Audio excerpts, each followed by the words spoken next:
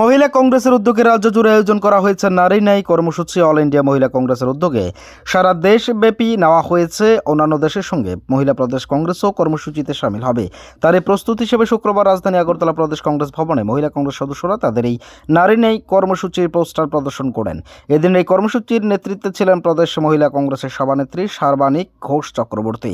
তিনি বলেন, সারা দেশের সঙ্গেও মহিলা কংগ্রেস রাজ্যের প্রতিটি কোনায় কোনায় এই কর্মসূচি ছড়িয়ে দেবেন। পাশাপাশি নির্যাতিত মহিলাদের পাশে থাকারও অঙ্গীকার করেন এদিন তিনি।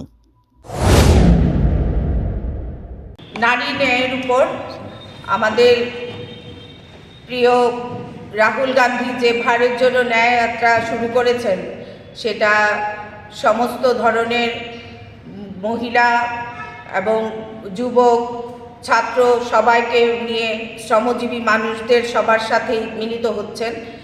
উনি চাইছেন সবাইকে ন্যায় পাইয়ে দেওয়ার জন্য লড়াই জারি রাখছেন। তার সাথে ত্রিপুরা রাজ্যে আজকে আমরা কিছুদিন আগেই মহিলা কংগ্রেসের স্টেট কমিটির তরফ থেকে একটা প্রেস কনফারেন্স করা হয়েছিল। এখন আমাদের নারীদের এবং মহিলাদের পাশে থাকার অঙ্গীকার নিয়ে আমরা সমস্ত জেলায় জেলায় এই নারী ন্যায় অধিকার সবাইকে পাইয়ে দেওয়ার জন্য